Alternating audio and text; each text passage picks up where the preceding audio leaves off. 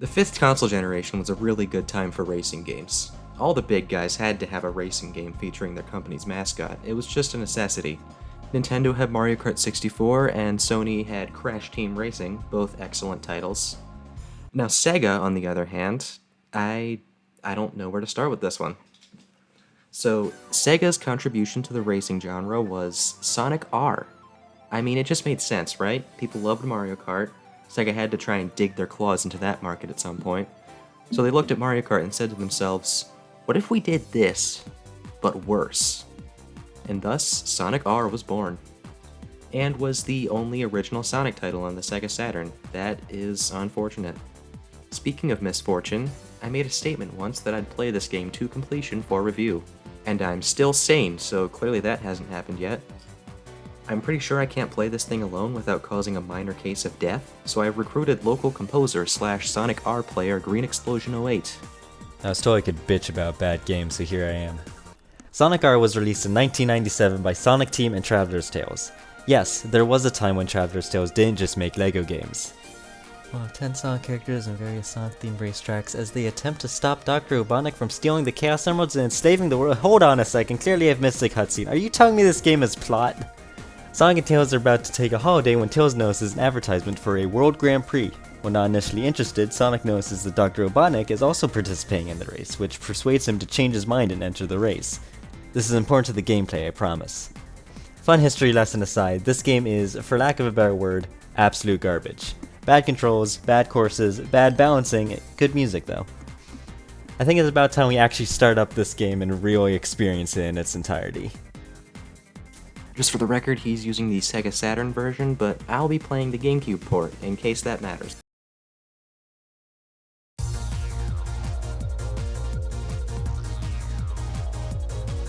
Don't let the menu theme fool you, this game is a demon. Allow me to explain this game's controls. You press forward to walk, obviously.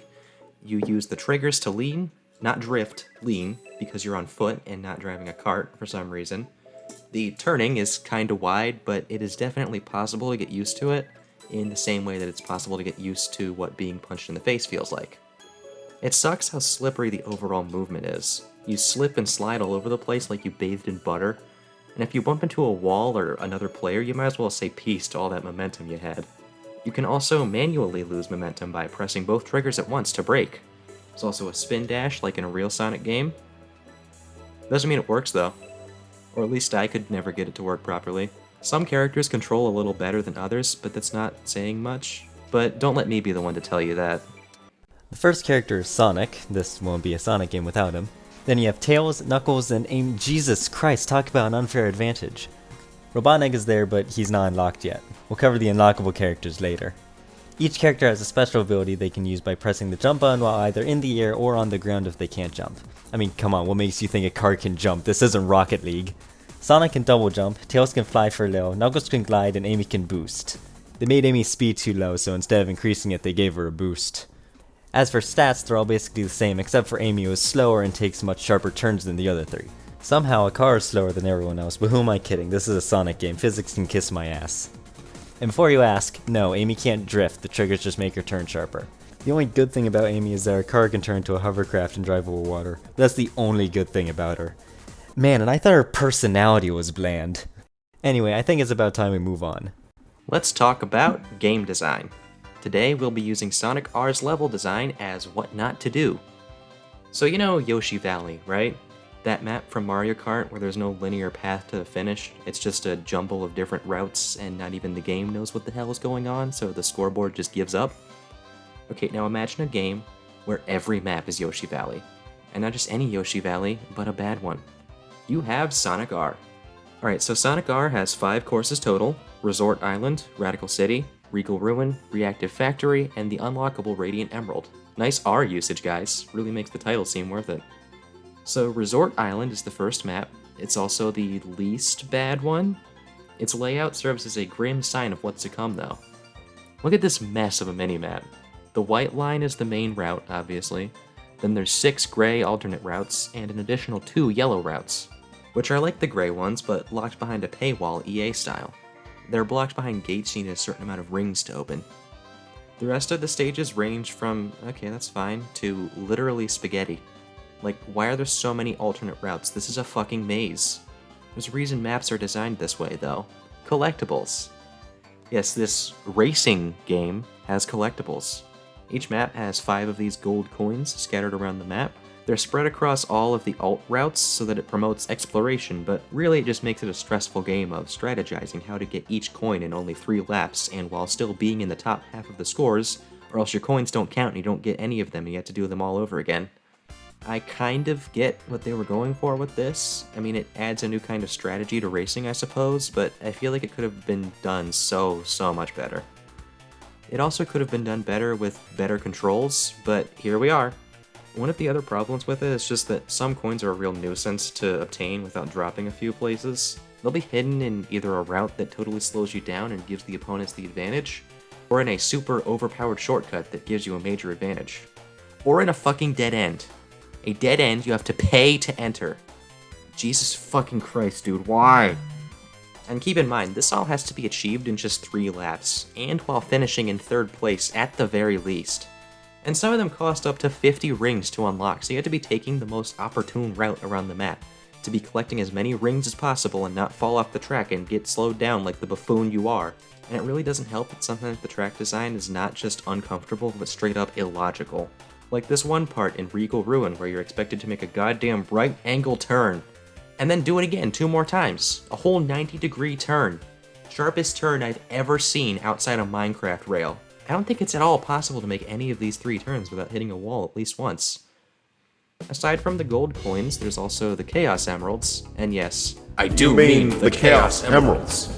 There's 1 to 2 Chaos Emeralds hidden on each stage, and unlike the coins, every one of them is hidden behind a ring gate. On the plus side, you can pick them up on a separate run than the run where you pick up the coins, so you don't gotta get everything in one run, just most things.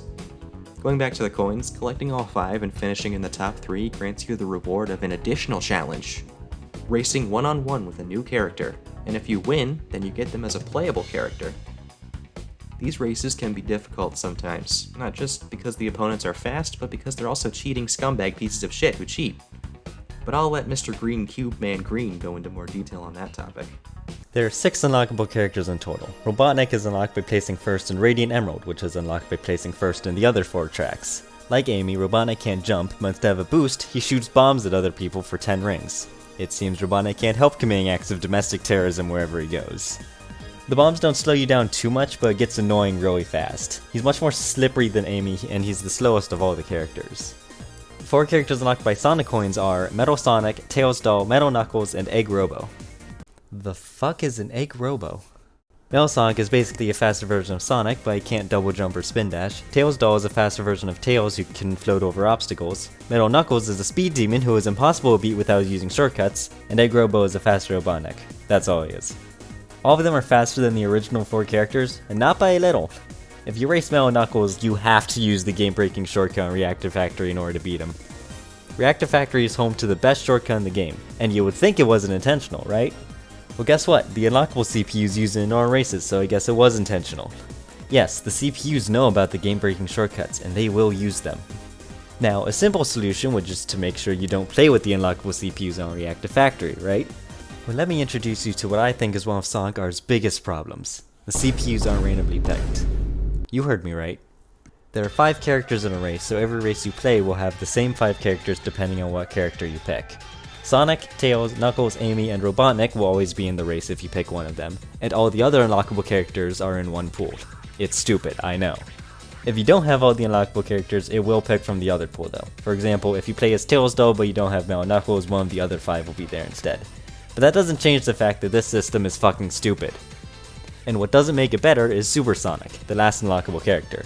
Super Sonic is unlocked by collecting all 7 Chaos Emeralds, and he is the fastest character in the game. You're basically cheating if you play as Super Sonic. But the worst part is that once you unlock Super Sonic, you're basically locking yourself out of coming a first with any of the other unlockable characters. Because yes, of course Super Sonic would be in the same pool as the other unlockable characters. So, now that you've resigned yourself from the Grand Prix mode, let's take a look at the time trial mode, shall we? There are 4 different time trial modes: normal, reverse, collect 5 balloons, and tag 4 characters. Man, they put more playing into the time trial mode than the Grand Prix mode. Normal is just what you'd expect from time trials. You race by yourself and try to set a new record. If this is what they call normal, then clearly I've been playing Mario Kart wrong. Reverse is just like what it says. You race around the track in reverse. Each track was designed for you to be able to go around backwards, but some tracks have big drops like Raggle City and Reactive Factory, so they just made a giant wall that you can run up. Collect 5 balloons is focused more on exploring the tracks rather than racing on them. 5 balloons are hitting around the track and you have to find them. It took me 17 minutes to find all the balloons in Regal Ruin, and I had to look up where one of them was. This mode sucks. Tag 4 characters is more of a battle mode than a time trial mode. There are 4 CPUs that will run away from you and you have to run into them. It's not too difficult, the CPUs stay on the track and are very predictable. Alright, I'm tired of playing this by myself, let's move on to the multiplayer mode. Sorry, 2-player mode. 2-player mode is a scam. So there are 2 multiplayer modes. The first mode is just a standard racing mode. 2 players, or up to 4 players in the GameCube version, race, and that is it.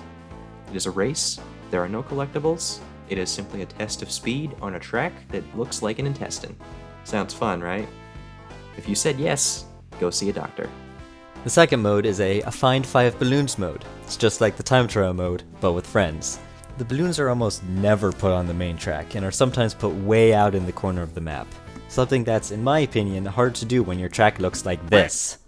But, I was able to find all of the balloons with ease. Much to my dismay.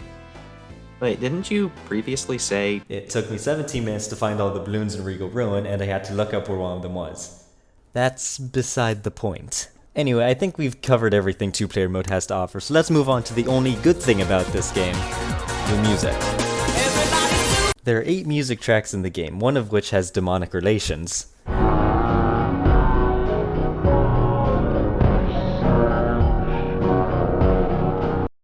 They're all perfect, to put it bluntly.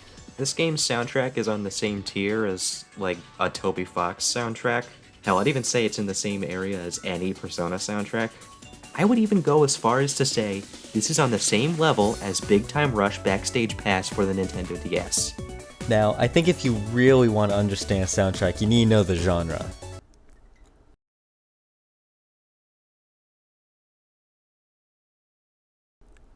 Video game music. I honestly don't know what I was expecting. According to Reddit, the best place to get your information, it's Europop. That sounds about right. Honestly, the soundtrack is too good for the game it's in. It gets you excited for a gameplay experience that's not worth getting this excited for. It's like listening to Gas Gas Gas while watching a snail. Anyways though, here are my final thoughts on this game. It's fine. Let me elaborate. This game is absolute trash, but I don't hate it. It's enjoyable in the worst way possible. You're probably waiting for an AVGN game gets destroyed in a fit of rage sequence, but no, I'm fine with this game's existence. It sucks, but it's a humorous piece of history, and I'm cool with that. Just don't play it unless you're really looking forward to bad controls and bad design and bad everything else, and yeah, I don't know why I don't hate this game more than I do, I really should. If I had to describe this game in one word, it would have to be... I got used to the controls fairly quickly. Well, time to get banished back to your channel. No more collabs, this was the last one. I am an independent creator now. Goodbye! Hey guys, welcome to my outro. Go sub to GreenExplosion08. He's a great composer. He made this outro you're listening to right now. He also could take back the rights to it at any moment. Don't cross him, go subscribe so he doesn't kill